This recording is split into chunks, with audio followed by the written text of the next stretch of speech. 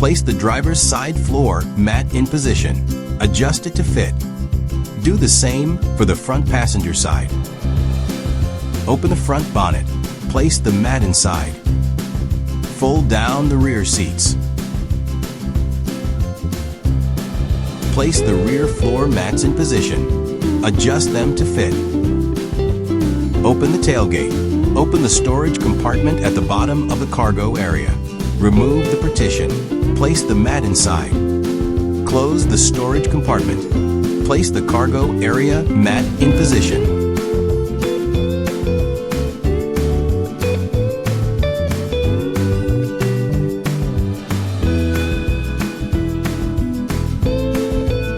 Place the driver's blanket in position.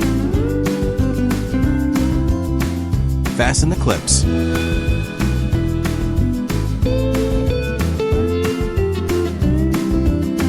Repeat the same procedure for the front passenger seat. Do the same for the rear seats.